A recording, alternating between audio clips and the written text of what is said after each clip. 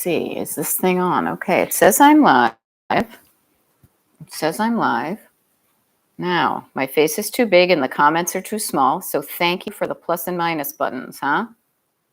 Alrighty.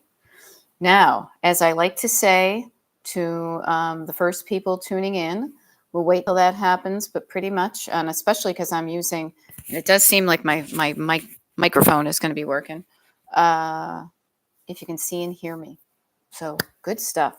Good stuff. Gina Mead, hi. If you can see and hear me, just give me some sort of thumbs up-y indication. Clara, long time no see. Good to see you in the chat. Just somebody put something in the chat so I know that you can see and hear me. Hear you well?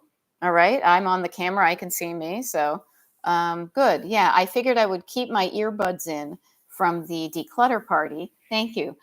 Because I know my husband is going to be coming into the hotel room probably during the next hour or so that I'll be here. And I didn't want his background noise to distract us. So awesome, Gina, and awesome, Clara. Now, I love it, Melissa Garvey. Nice to see you. And a bunch of other people are showing up. So good day.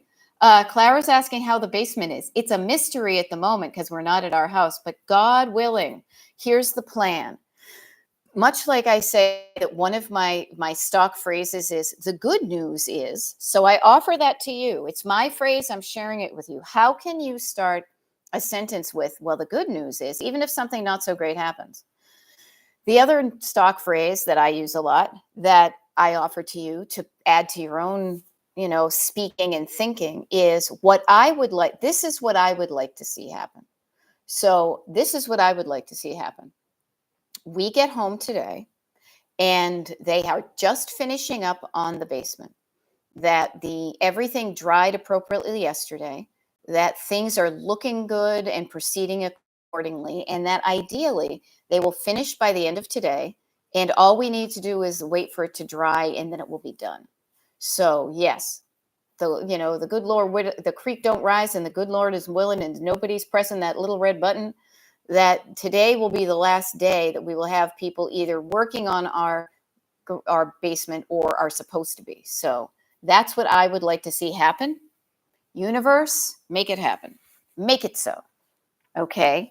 So in the meantime, and just to be clear, for those of you who didn't see me on the TikTok live this morning from pretty much the same location, except it was a little bit darker because it was earlier. My husband was still asleep. We are not in, so we're in a hotel, but it's all for good reasons. It's my husband had a gig and we were offered a hotel room after the gig, and I am a sucker for a hotel room.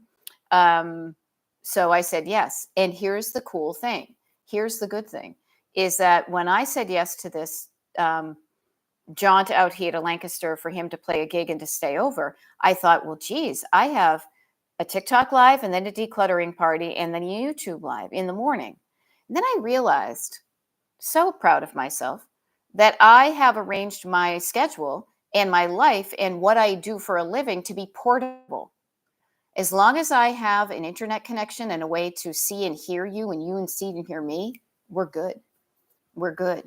So this has been a good experience and a good exercise in flexibility for me when I'm very comfortable to do this at my desk, but right now. So the funny thing is my body is so used to coaching from my home. I may occasionally go to point to a destination and a heart and a little car that isn't even there. Instead, I've got this piece of a log or something like that.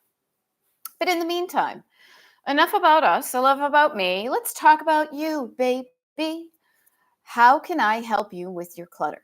Now, I think most of you, since it's usually a small and mighty group that shows up for the Destination Decluttered YouTube lives, but on the off chance you don't know who I am, and because I put a couple of hashtags in the description, maybe some errant people who are curious about decluttering are showing up. My name is Beth. I'm a decluttering life coach, and my coaching is called Destination Decluttered. And the reason I do that is because travel and road tripping is my life. And however, I used to not apply that in other areas of my life. But as soon as I did, in the clutter area, in the life area, man, did things begin to incrementally, slowly, but powerfully shift and change. And now I use this formula all the time. Physical, mental, writing it down, creating a destination. All of this is the way that I approach so many things, and it has improved my life so much more that I don't want to keep it to myself. I want to help other people learn this fun way of going through life. Because prior to this, it wasn't so fun going through my life, and I was having not such fun results. Now it is so much fun when I make a list of all the cool things I want to do, and I'm like, did it, did it, did it. Even yesterday, it was great this morning during the declutter party to reflect back on my plan for yesterday, put my little check marks on, did that, did that, did that, did that, and then to remind myself of the good things that I made happen and happened to me, I wrote them down so I would remember all of the good stuff. It's so funny because people talk about like the Bible as the good book, but sometimes I call this the good book because it is filled with good stuff. And it's all good stuff that's personal to me. Nobody else ever needs to read it, but me having the things good happen, documenting them so that if ever I'm feeling like, oh, it didn't work out, what's going on? I can flip back pages and be like, remember those days when all the good things happened? You've done it for years now. I bet you can find something that you can feel good about today. So that's my MO, my modus operandi, my MO. So I show up to teach you this if you're curious about it, if you want to experiment with it. And I like to start small, chunking things down. And I like to start with clutter because I grew up with a cluttered house and a cluttered head, surrounded by people who cluttered and had cluttered minds and whatnot. And that made me feel a certain way, but I like it. I prefer a less cluttered life, a life with fewer and better thoughts in my head, fewer and better items in my life. Those things that I have are in in a place that looks good, a place that functions well, so I easily know where to get anything in my house. I know where it is. I could instruct somebody, hey, if I die in a plane crash, here's where the important stuff is, as opposed to it's around here somewhere and having somebody to go dig for it. Now, I know I went deep right there, but I hang out in the shallow end of the pool and the deep end. I swim back and forth between the two of them because that's what life's all about, And I'm still not a great swimmer, but man, learning these skills has really helped me navigate the shallow end and the deep end and feel pretty comfortable in all of them. So I'm here to help you with that. Now, many of these YouTube lives and TikTok lives are recorded and uploaded to the Destination Decluttered YouTube channel, of which you are tuned into right now. So there are a ton of recordings there of me just talking, and you do not have the ability to chime in. Well, technically you do, but I can't really respond in real time. This is different. You are lucky. This is live. You have a live in front of a studio audience. So I ask you, how can I help you today? What would be a good use of our time together? Think about that. Clutter-wise, do you have a success story you want to share? Yay. We'd like to do that, and we love to applaud. The other thing, though, is where are you stuck? Where in the journey of having clutter to not having as much clutter, where has your car stalled out on the road? Think about that. And if you want to share it, put it in the comments, and I can help you with it. I'm just taking a quick look here at something. Okay, nothing. There we go. I'm waiting for a quasi-important email. Quasi. But I also wanted to not be distracted. And so I ask you, what do you want to do with our time together today? What would help you? What would make you feel better? Now, thinking of feeling better, do not discount how your feeling body, your physical health, your physical body, and your energetic body, how they feel. They can't use words. Listen to them. Part of your being doesn't use words to communicate. It uses feelings. So paying attention to those feelings can help provide context as to what's going on. And I like to start with how you feel physically. A scan from top down to bottom. See how I'm incorporating the downs? How are you feeling physically? Now, I will tell you, previously, I wasn't feeling as great. I had to pee. I was kind of hungry. My feet are still a little bit cold, but I'm trying to be okay with that. Um, so I did something to change what was making me feel not so good physically. The other thing too is, as I like to say, your energetic body. So that's when your nervous system is kind of all or you know. Um, so how are you feeling physically? How are you feeling energetically? And all of us could benefit from taking like 3 deep breaths. Breathe along with me, won't you? Inhale, exhale. It's windy out. Let's do it again.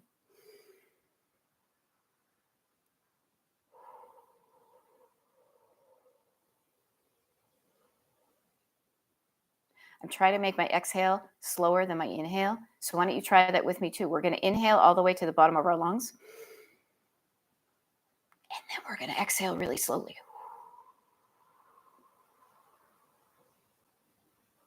Slowing down, breathing down helps you calm down your nervous system. And when your nervous system is calmed down, repeat that as much as needed until you feel calmer. When you feel calmer, you have access to the wealth of resources in part of your brain that cannot get a word in edgewise when you're all worked up. Okay? So use that tool, experiment with it at home, use it often. Breathe often, will you?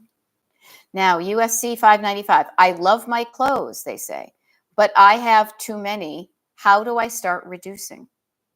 Now, here is something to think about. Now, I can only use the words. This is that you give. I love my clothes, but I have too many. Like, I love all of my clothes, ostensibly. I'm using the all there, but I have too many. So notice the concept of too many. There is a number of clothes you have. There is a number of pieces of clothes you have. You could count them and you would get to, yes, this is the end of the amount of clothes I have, and it's 200 pieces of clothing.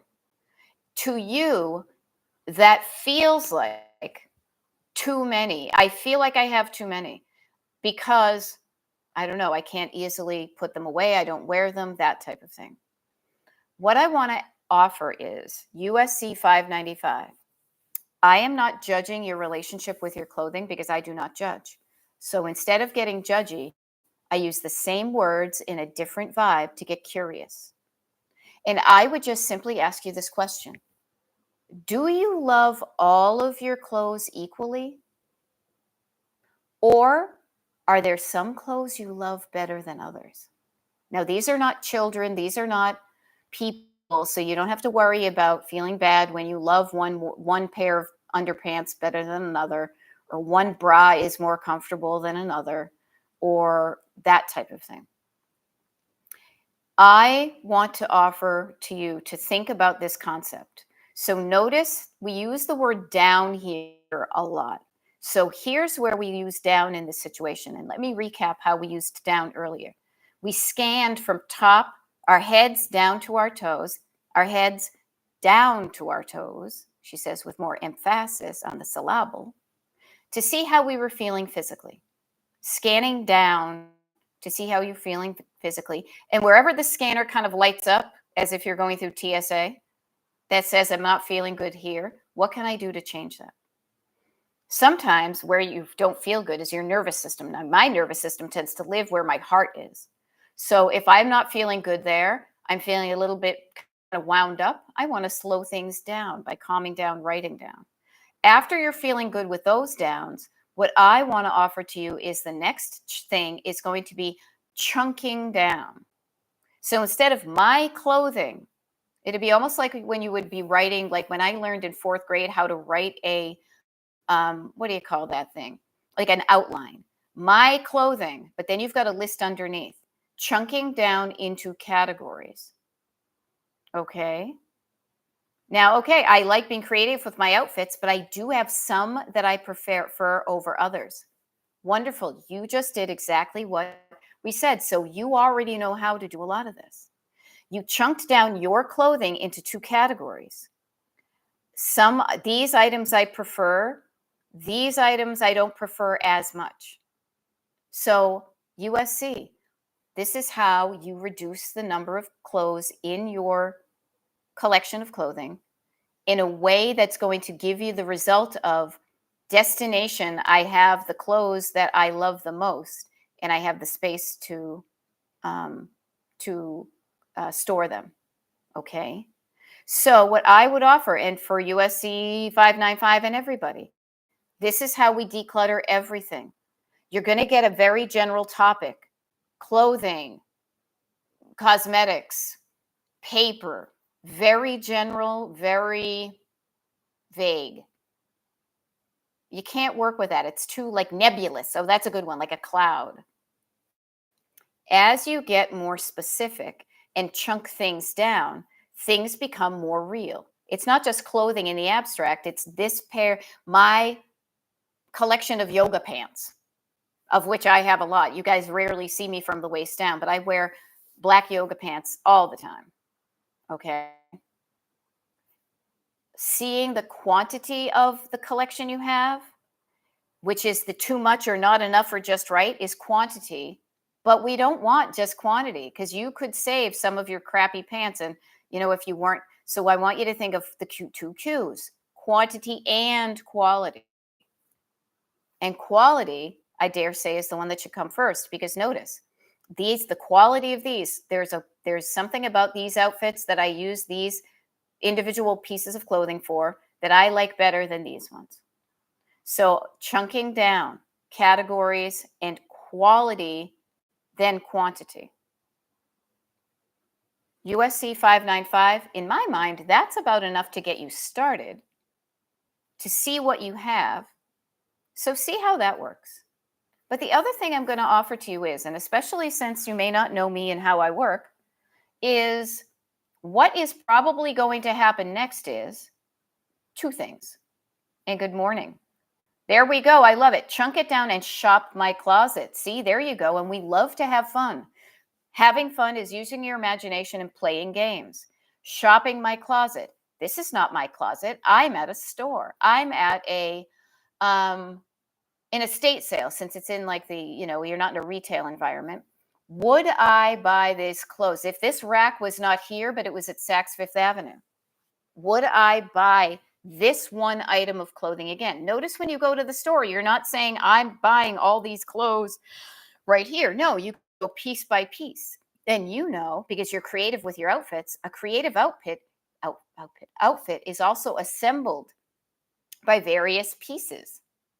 So those are chunks.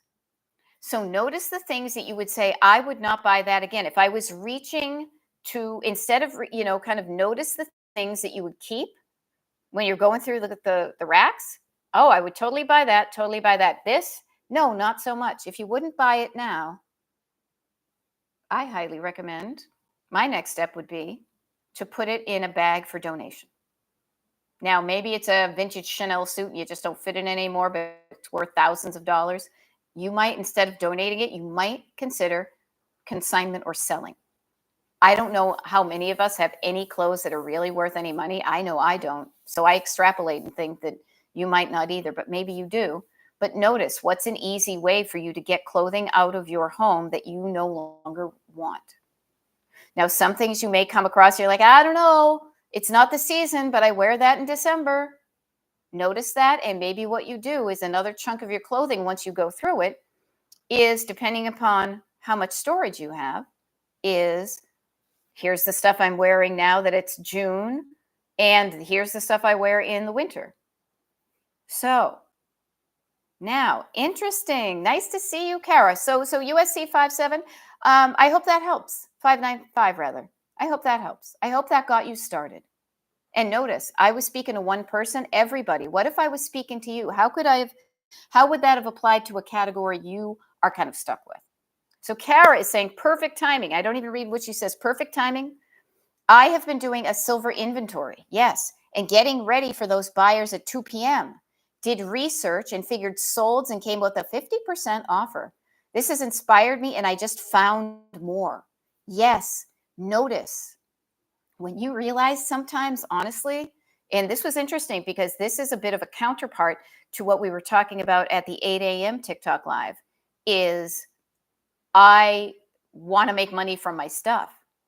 When you realize that you have stuff in your house that you could easily convert to cash, you might see more of it. Oh my God, if they're coming for silver and I don't really use it, but I could make it into money that I want to spend on like travel, what else? What else can I offer these people that are going to come here? Yeah, Kara, I cannot wait to hear on the next TikTok live or YouTube live, because I think it's a story worth sharing for other people, kind of like a TEDx, ideas worth sharing. I would love for you to, in um, a future live, to let us know how it went with the buyers at 2 p.m. Because they offered her a certain amount of money and she was like, I don't feel good about that price. Before I say yes to that offer, I want to do some research and see what I want to gather more information. Well, she's gathered more information and realized that the stuff that she has is worth a little bit more. So now there's a difference between those two things. And they will probably, if anybody, like, this is how you do it when you go to haggle at Brimfield. They have a price, you have in mind, you have a price in mind, and ideally you find a compromise that makes you both feel good about what you did. Notice there can be tension, but also you might be able to get a price that you feel better about than what they offered. Good stuff. Good stuff. I will never forget the first time I had a garage sale. It was at my parents' house. God, it must have been easily early to mid 90s. And it's comical. Some of the stuff that I know my sisters and I put out for cheap because they were like, yeah, whatever. And people came and snatched it up and we're like, oh shit, maybe we underpriced that stuff. Oh, well. And I remembered going back into the house and being so excited about the money we were making and the stuff we were getting rid of. Now, it wasn't my house. If it was, I would have cleared out the whole damn place, but it was my parents. But I remembered that feeling of what else? I like this feeling of transforming my items into money, or the feeling of just getting them out of the house and keeping them out of the house. How can we keep that feeling? So I offer to you, even if you do not feel like selling stuff or making it into money, you don't necessarily need to transform your stuff into money. Transforming the absence of stuff into space you enjoy living in. If removing items from your home makes your home feel better, what else can I get rid of? And I use that term interchangeably with rehoming items and donating and all that. What else can I let go of that's going to make it feel better for me to live in my home? Isn't that kind of fun to think about? Kind of that balance. And it's like any creative thing. Your home could be your creative outlet. I know mine is. How my home is decorated, how things are placed, what is placed where, what isn't placed where, what isn't on display at all. Also, the storage, how does it function? My part of my creative expression is my coaching, and part of my creative expression is my home. And it's practicing decision making. What do I want and where do I want it to go? And answering in a way that feels good. What clothing do I want to buy? Where am I going to wear it? When is the last time I wore those silver shoes? I don't know if Erin is here, but we did a declutter party earlier today, and she was talking about some silver shoes. Notice where it all really winds back to is you, kind of home. All roads lead to home, all roads lead back to you. So if all the roads lead back to you, if you start here and point out that way, where do you want to go? What do you want? And that's a great start of any sentence, but it could be pretty broad and vague. So let's get more specific. What do you want your home to look like? Listen for your answer and notice it's going to come from your head and your heart. And listen for it and write it down. What do I want my home to look like? That's your destination. But there's two other important parts that I want you to consider. How do I want my home to function? Now, that can be pretty strange for people who have not kind of been taught in the visual merchandising, universal design, product engineering, like all this stuff that I kind of fell into organically in my Gen X careers. I'm going to give you the answer to functionality because you may have rarely considered it before. I am surprised often about when people ask about functionality because it is natural to me.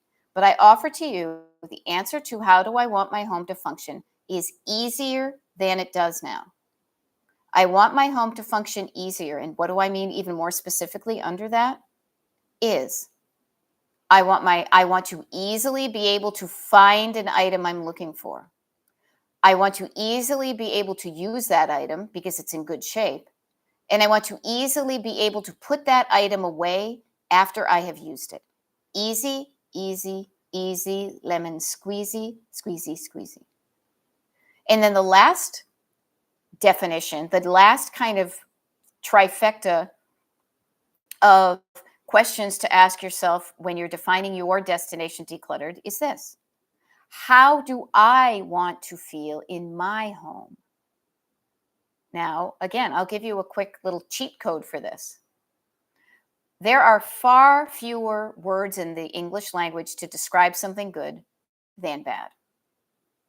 So currently, you may look around your house and have nothing but negative things to say about it.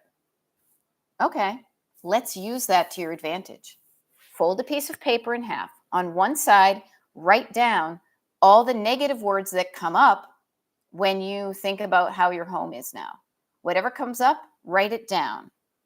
Negative, negative, negative, negative, negative, negative, negative. But notice what you did. You folded a piece of paper in half. So there's another side to the story. Then what I want you to do, and pardon me if I'm knocking the microphone around, then what is a good thing to get into is practice playing opposites. On the other side of that line is the opposite. On the other side of fear is love. On the other side of black is white. All or nothing, you get it. But there's also a range in between. So for every single negative word you had to say about your home, if those negative words make you feel a certain crappy way, flip them on their backside. What's the flip side? The flip side of those words will probably make you feel better. And that's when you start to define how you want to feel in your home. So how it looks, how it functions, and how you want to feel, write these things down. Now, I love this. Lori is also turning her clutter into cash, as we will say, candle pins for cash. Turned in a bunch of collected coins and got $47. Awesome. Next, my work suits to consignment and gold jewelry to jeweler who buys it. I don't wear gold anymore. Rock on. Now, I will share with you, that was an eye-opener for me. I have never been interested in gold. I've always been a silver, maybe a platinum person. That's my wedding rings. And I was surprised when we had some broken gold jewelry that we found when we cleaned out my my husband's folks' place. How much more money you get from gold than silver on the secondary market. So very cool. You're going to make some nickels on that one. Now, Kara says, speaking of metals, precious metals, the box I found is all antique silver plate I've had in the garage forever because I was going to polish it, research it, and sell it individually. I love this. You and I speak the same way. It's like, yeah, I had it forever. I was going to do this, but yeah, no. Yeah, no. No. Yeah, no. I'm going to present it as a lot, and we will see. Make an offer on the entire lot. Right? I love it. Clara is using that paper idea. The paper metaphor I've used before, if I was having a bad day, is I would write the vents and then I would write the gratitudes.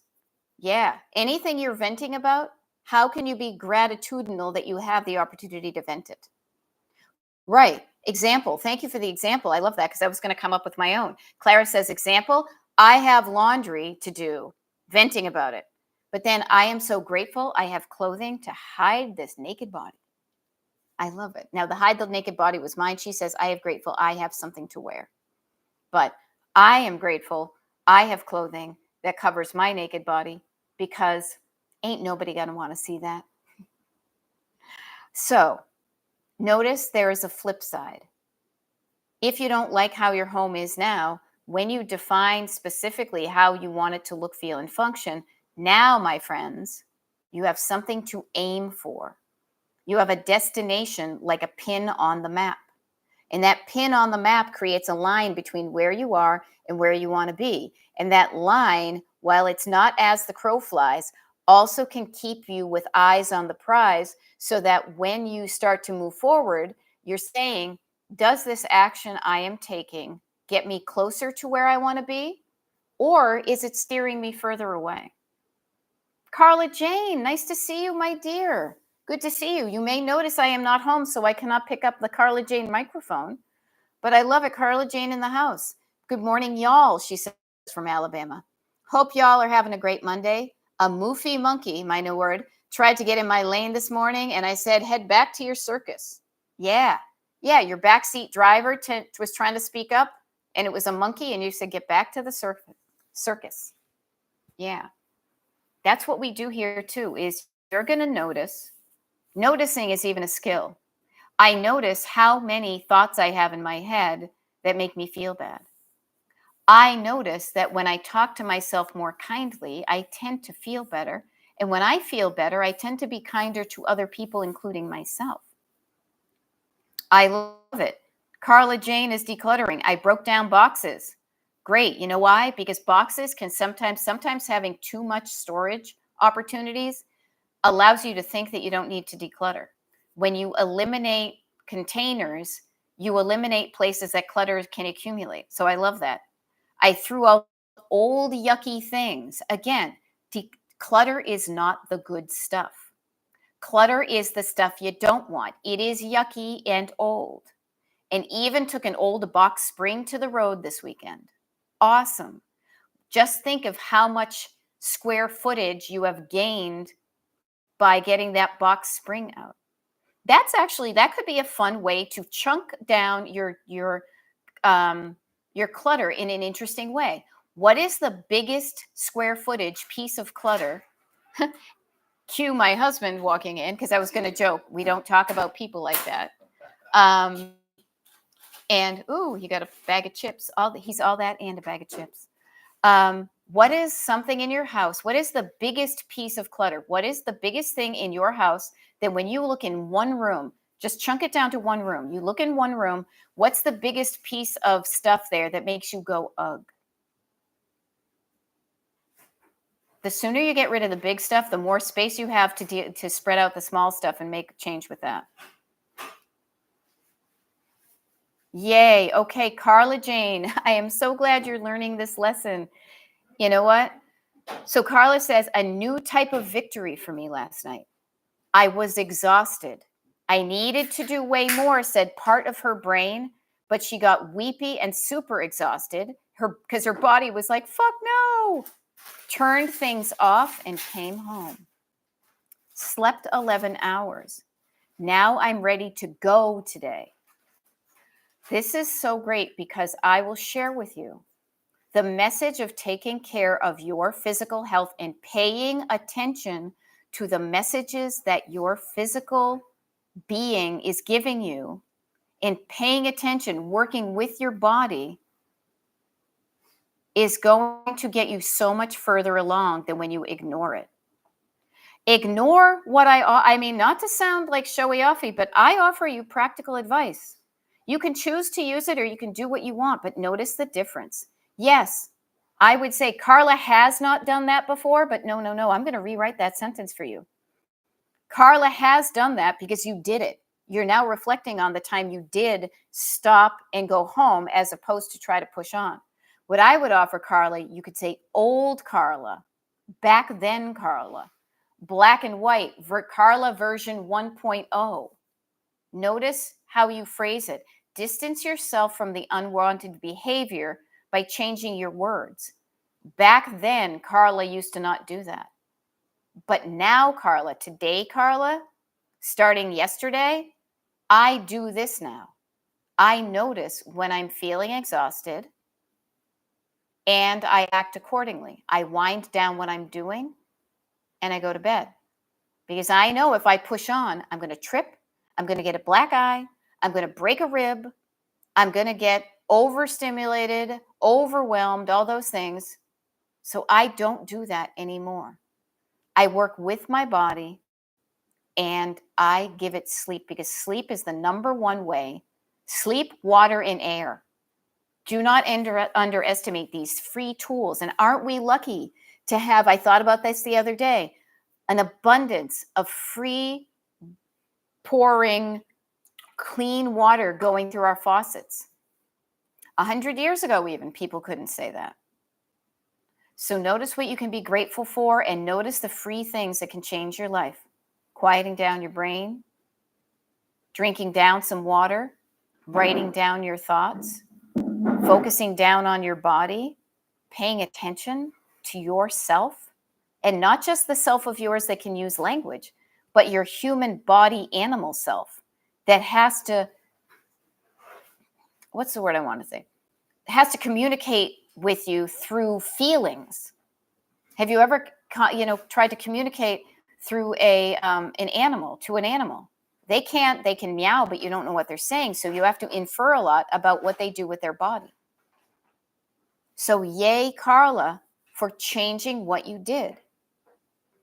Choosing to change something is a really powerful thing. You got to a fork in the road and you decided not to just continue on, but you decided to do something different. That's what this is all about, Charlie Brown. Okay? Now, speaking of water, I'm going to drink some. Speaking of potato chips, if my husband can hear me, please save some of those potato chips for me. Here, he can't see. I'm like, over here. Right. Please save me some of that save me some of those potato chips. All right. So potato chips can help you too. They're a little bit of, a boost. I had a leftover piece of pizza too. I hope what I offered there just helped. If it did, write it down so you don't forget. Our brains have to do so much. This is how I like to look at my brain, okay? Maybe this will help you. Your brain is a creative machine. That's why they're trying to invent AI to replicate the human brain, but it will never work.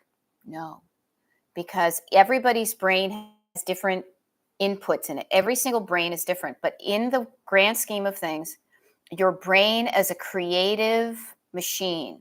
It is the best computer ever. It is the creative, person in the office. But in order to harness that creativity, you also need the admin. You also need that kind of practical, functional, everyday, let's not forget things, let's make things happen.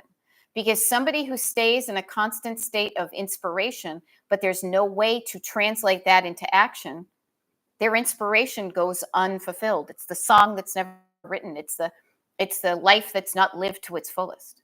So there is a balance between the creativity and the practical. And I think that they work well together.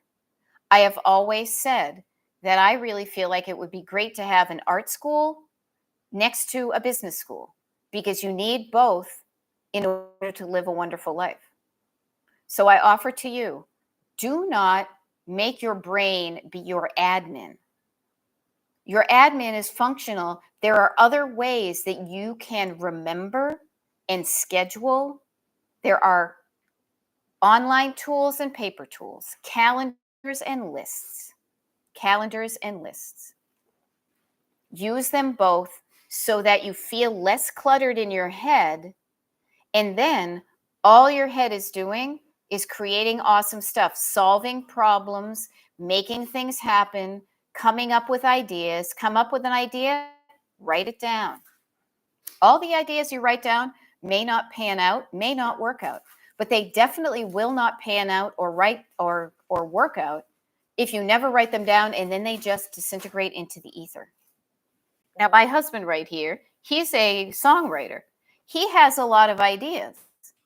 Not all of them are great ideas. Would you agree? Absolutely. But he just channels them. He just channels, talk about the muse.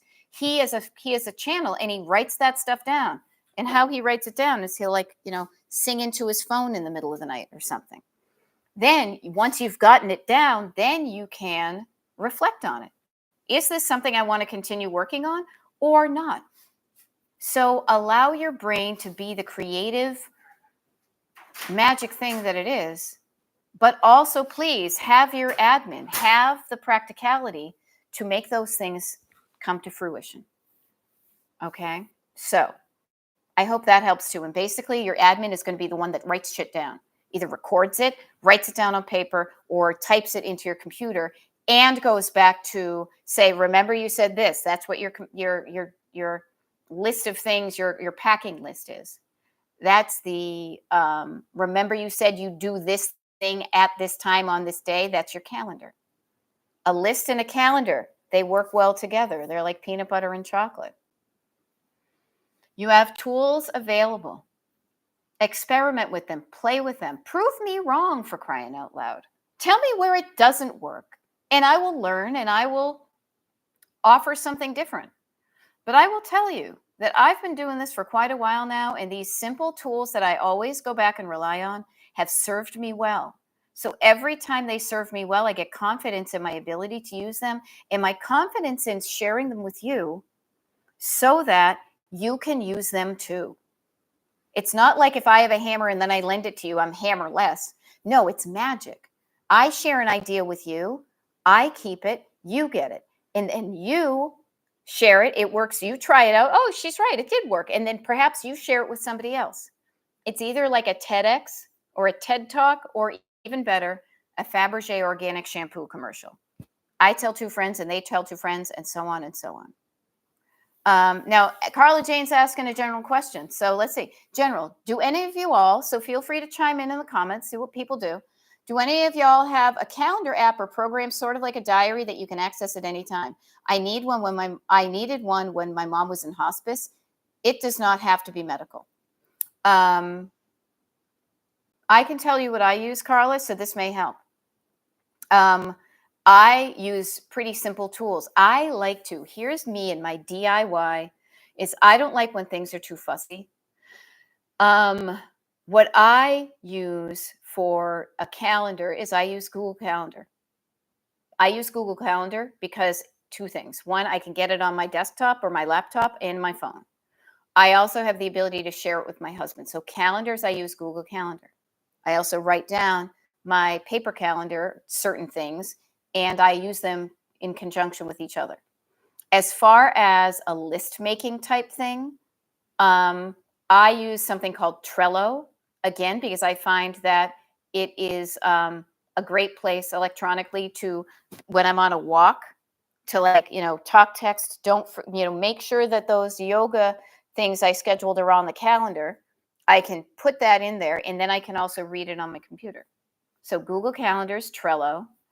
And what was the last one? Oh, yeah. And as far as a diary thing goes, now that's where you can go old school and write things down in, a book. Or I actually like to use just Google Docs.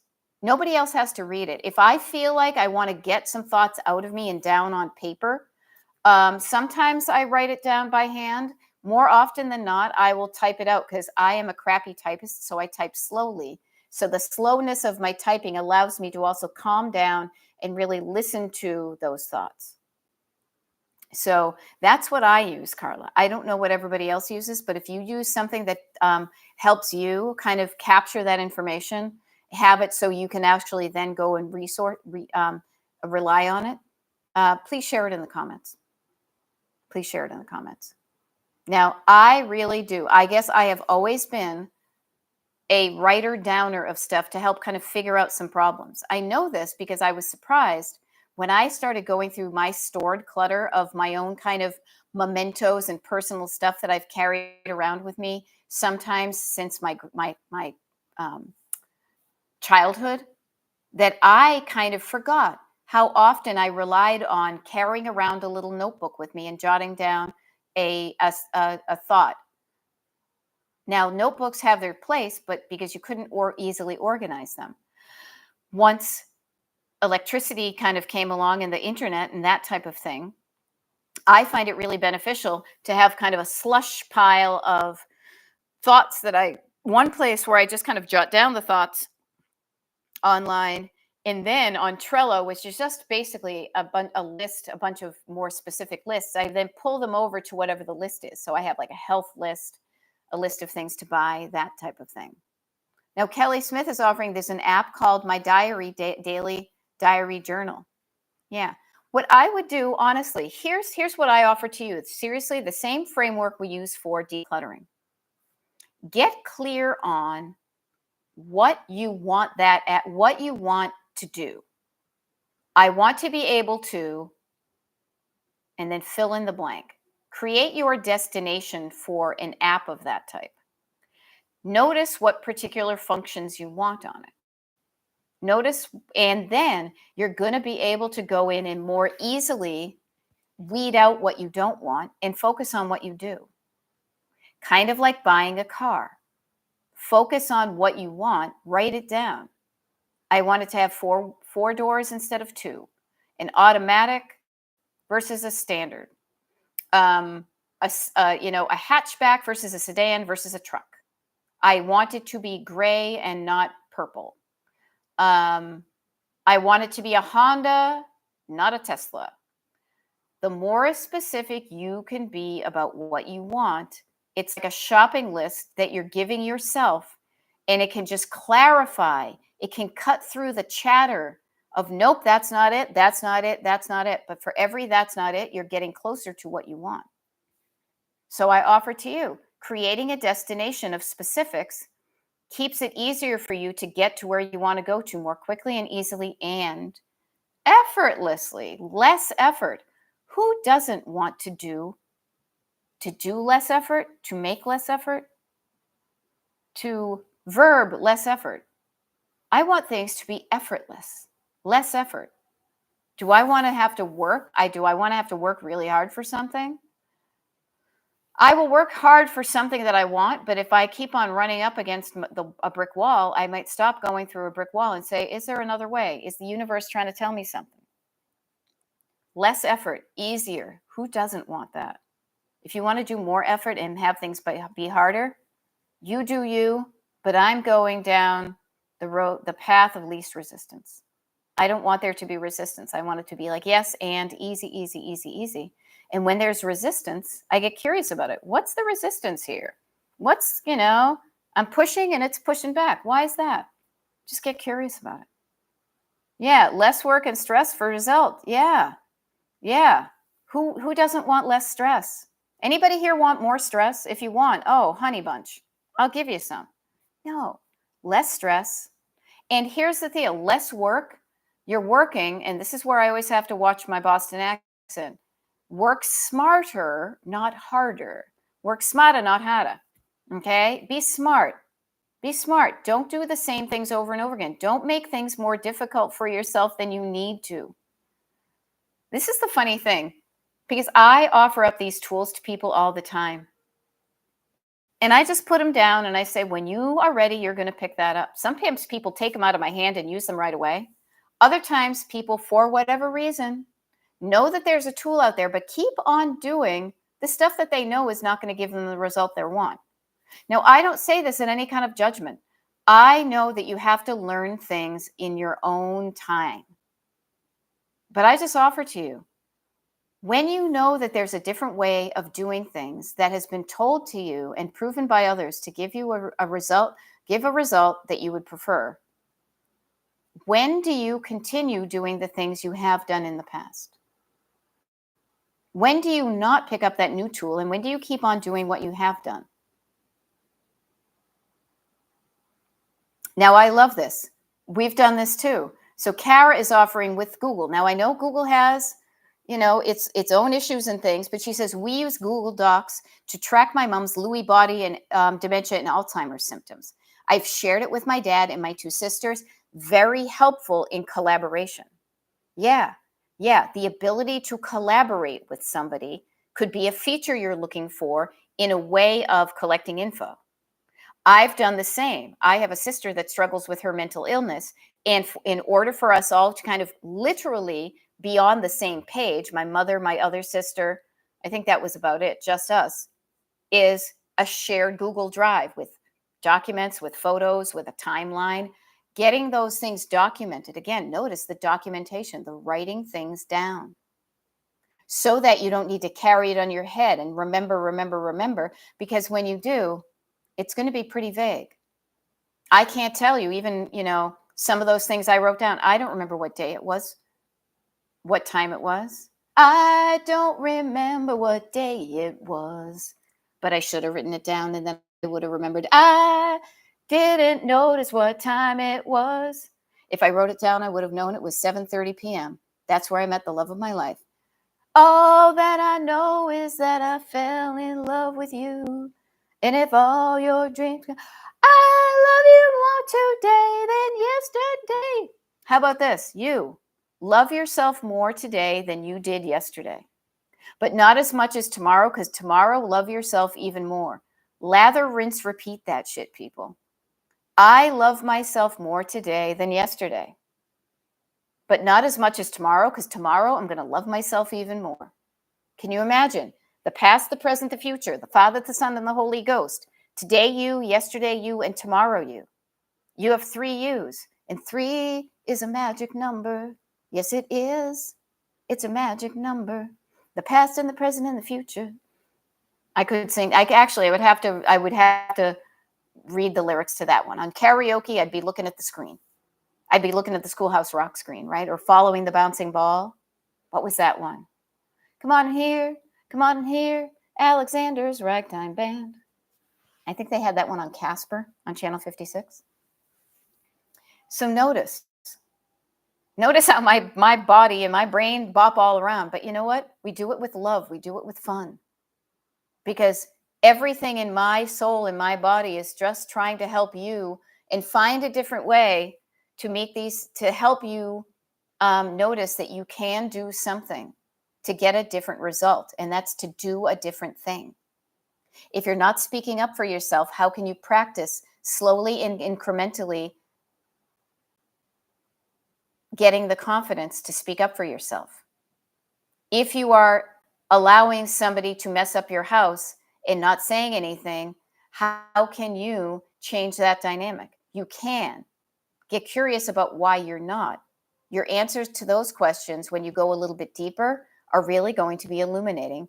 And it basically, in my mind, I already know the answer. I think I do, is fear. Fear of pain. Who doesn't? Who's not afraid of feeling painful? But sometimes it's not going to be as bad as you think. Sometimes it will be pain, but sometimes you need to go through some pain in order to get to the other side of it. Because if you don't, you get through it and then you heal, versus always staying in a state of tension, doing the same thing. If doing the same thing doesn't make you feel good, stop doing it. This is a very deep cut. There's a book by Joe Pernice. He's a songwriter from Massachusetts. I think he lives up in Canada now. And he, very, very smart guy, I love his stuff. It's called It Feels So Good When I Stop. From that, old joke about, Doc, it always hurts me when I do this, and the doctor's like, well, just stop doing that. So what are you doing? What thoughts are you thinking that are causing you to do things that cause you pain? Pretty big question. Come up with your own answers. I think that I can drink more alcohol than I can without getting a hangover. I used to be able to drink a lot more than I did. It felt good, and I've had very few hangovers. Hello, my 20s. Now, in my late 50s, the enjoyment is smaller and the hangover is bigger. But I want to be that other person. I want to be able to have the fun, and my body is like, sorry, but no. You cannot drink as much as you used to and not suffer the repercussions. Now, I can continue doing the drinking and feel like crap, or I can get curious why I was drinking, quote, so much.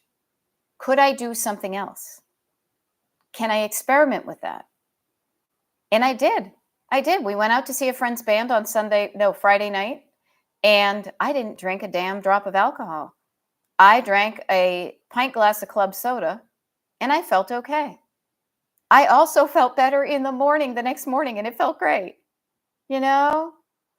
So just notice what you do, what you think, how you act. Get curious about it. Get some distance from it. Change the stuff that you don't want to change or you want to be changed.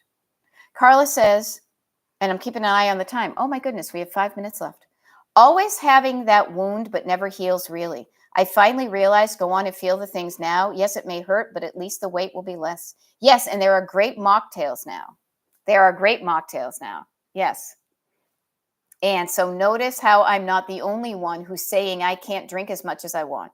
If I was the only one, the only option would be water. But other people are saying, I feel that way too, and mocktails were invented. Now, Carl is saying, always having that wound but never heals. Think about that in the metaphor that you're using right now. You can have a deep wound that if you just put a Band-Aid over, may look better and may heal on the surface, but deep down, it could still be festering. So sometimes, even if it's healed on the surface, if it's still like pus-filled and gross, you may need to open it up and clean it out and air it out and give it a chance to properly heal without being infected so that you heal from the inside out. And then the last thing that actually works is the surface. You know? Yeah. Yep. Yeah. Feeling your feelings.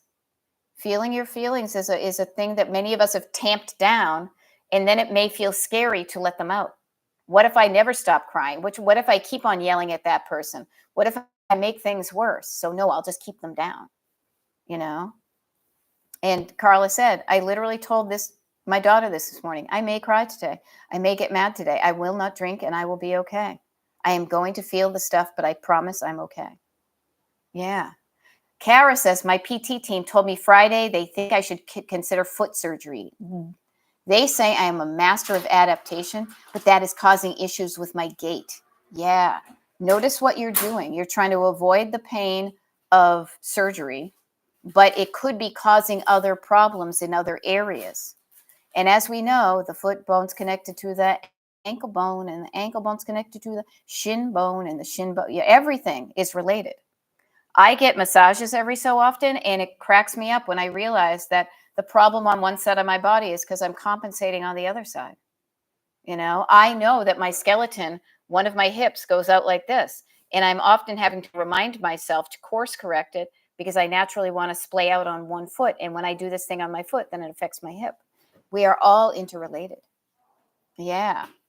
And I love it. So she's coming to terms with this and seeing this mess in the garage and selling it all. Uh-huh. Oh, interesting. Lady Bandit. Yeah, Lady Bandit is saying, getting back to the drinking, I just realized why I didn't sleep good on Friday night. I had not been drinking, and I had one cocktail at dinner. Yeah. So that happened to me the other day. And I will tell you, again, we go back to what we were talking about before. The very pinnacle of where we all start is how you feel physically, and how you feel physically affects what you do and how you do it. Sleep being the number one gift that we are all given. If you interrupt your sleep, the negative effects it can have, and sadly, alcohol can interrupt your sleep. I inadvertently drank way more than I thought I was going to because I didn't look at the ABV of these drinks that we had on Wednesday, and I woke up in the middle of the night, and next day I was like, I don't feel good. This sucks. So I noticed that on Friday, and I practiced not drinking at all, and I still had a great time. So notice these things, playing around with it. Yeah. Ellen, nice to see you. Kara's been avoiding the garage all winter. No wonder, hon. It's going to be freezing cold in the garage, but maybe now it's nicer and warmer. Maybe this is now the season that everybody's going to do a little bit more decluttering before it gets too hot, and then you want to stay out of there. Okay? Now, Kara says avoidance is one of my superpowers. How about this? Double negative. Maybe you can start to learn how to avoid the avoidance. Turn it around to get head on to it, right? Yeah. Yeah. Bless you, she says, being a superhero, but dang, it gets you sometimes. Yeah. Notice the avoidance. Maybe you're avoiding things. Maybe now's the time to learn the art of non-avoidance. I don't know. What can I say? I'm just a human trying to figure this stuff out myself. But what I will say is I've learned some cool stuff. I've changed my life. I continue to do so. I am literally, as of today, too, I have examples of when I am responding to things that have happened, similar situations that have happened in the past, and I am responding, not reacting. and I am responding in a way that allows me to feel good going through this situation versus letting it activate my nervous system. And I will tell you, I am so proud of myself because I love myself. I love me more today than yesterday, but not as much as tomorrow. Okay? And on that musical note, I'm going to sign off. This has been wonderful. It has been such a crazy morning, a TikTok live and then a declutter party and now a YouTube live, all from the elegant pump room at the magnificent Palmer House in downtown Chicago. No, it's the Residence in Lancaster, PA. But I will be back at Destination Decluttered HQ later today. I will see you all tomorrow, or many of you. There's a TikTok live. There's a yoga for me. You can show up at yoga you want, but it's kind of a hike. TikTok live and YouTube live. We've got declutter parties all through the month of June. Always a pleasure hanging out with you guys. I hope this helps, and I'll catch you on the flip side. Okay. Bye.